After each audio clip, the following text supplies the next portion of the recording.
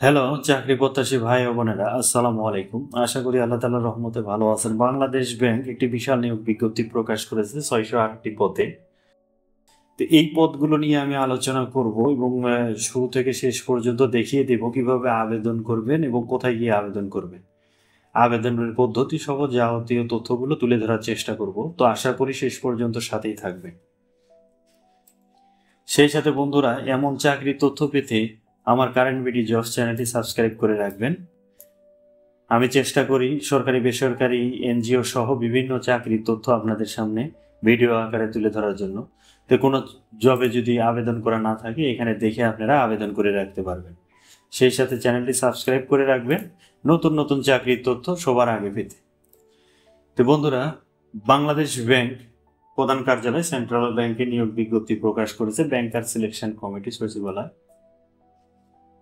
প্রথম পদটি হচ্ছে প্রোগ্রামার গ্রেড 6। স্যালারি স্কেল 35,500 টাকা থেকে 67,000। দুইটি পদসংখ্যা বাংলাদেশ কৃষি ব্যাংকে নিয়োগ করা হবে।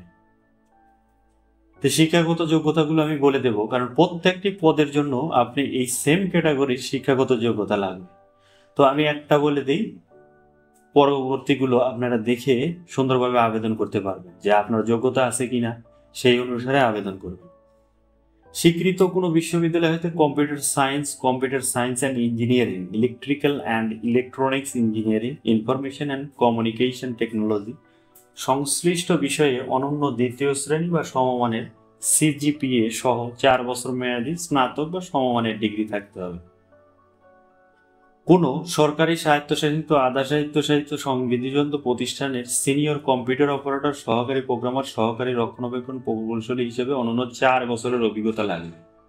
কিছু পদের ক্ষেত্রে অভিজ্ঞতা লাগবে না, তবে শিক্ষাগত যোগ্যতা কিন্তু সেম লাগবে। মাধ্যমিক স্কুল সার্টিফিকেট সমমান এবং তদন্ত পর্যায়ে পরীক্ষার সময় 2টি প্রথম শ্রেণী থাকতে হবে। শিক্ষা জীবনে কোনো পরীক্ষাতে 3য় বিভাগ থাকলে আপনারা আবেদন করার প্রয়োজন নাই। সিনিয়র অফিসার নেবে 166টি পদে। গ্রেড 9 22,000 টাকা স্যালারি থেকে 53,000 টাকা সোনালী ব্যাংকে নেবে। সেম ক্যাটাগরির আপনার যদি যোগ্যতা থাকে তাহলে আবেদন করতে পারবে। তো 3 নম্বর পদটি হচ্ছে অ্যাসিস্ট্যান্ট প্রোগ্রামার, সহকারী প্রোগ্রামার নেবে গ্রেড 9 হিসেবে 22,000 থেকে 53,000 টাকা স্যালারি হবে, 35 জন নেবে।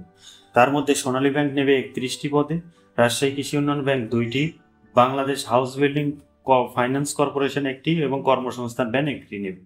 সেম ক্যাটাগরির শিক্ষাগত যোগ্যতা লাগবে।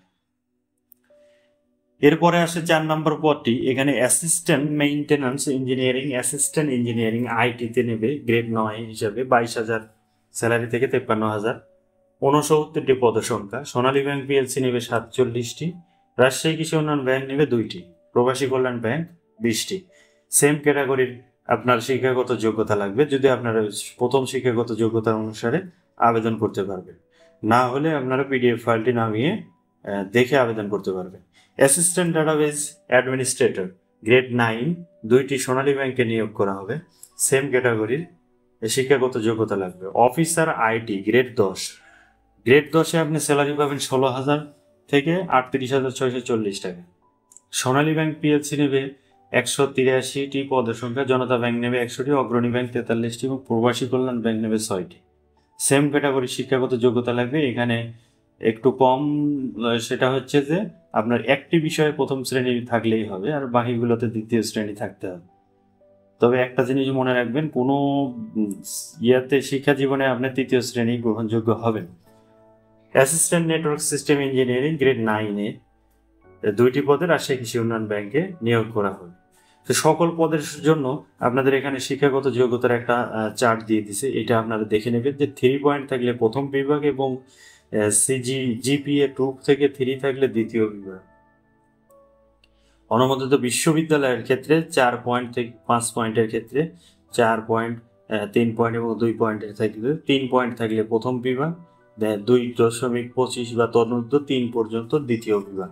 মানে আপনার 2.25-এর নিচে পয়েন্ট থাকলে আপনার আবেদন করার দরকার নাই। তো বয়সের ক্ষেত্রে বলা হয়েছে ক্রমিক 1 নং প্রার্থীদের বয়স সর্বোচ্চ 35 বছর 1 নং পদের জন্য শুধুমাত্র, আর ক্রমিক 1 ব্যতীত সকল প্রার্থীদের বয়স হবে সর্বনিম্ন 21 এবং সর্বোচ্চ 32 বছর। সরকারি চাকরির ক্ষেত্রে বিশেষ করে 18 থেকে শুরু হয়, তো এখানে 21 বছর যাদের, তারা 21 থেকে 32 বছর তারা আবেদন করতে পারবে। তা আবেদনপত্র দাখিলের শেষ তারিখ ও সময় 21শে মে, আগামী মাসের 21 তারিখ পর্যন্ত আপনারা আবেদন করতে পারবেন। 200 টাকা আবেদন ফি দিতে হবে। তো অনলাইনে আবেদনের পদ্ধতি এরা খুব সুন্দরভাবে আপনাকে দেখিয়ে দিয়েছে। তা আমি আশা করি পিডিএফ ফাইলটি নামিয়ে নিয়ে আপনারা এটা দেখে এর ধারাবাহিকভাবে আবেদন করে দেবেন, কোনো রকমের ভুল না করে আবেদন সাবমিট করে দেবেন। আর আপনারা বাংলাদেশ ব্যাংকে যাদের লগ ইন করা আছে, যাদের অ্যাকাউন্ট আছে, তারা তো জানেনই কিভাবে আবেদন করতে হয়। প্রার্থীকে প্রাথমিক নির্বাচনে লিখিত ও মৌখিক পরীক্ষায় অংশগ্রহণ করতে হবে।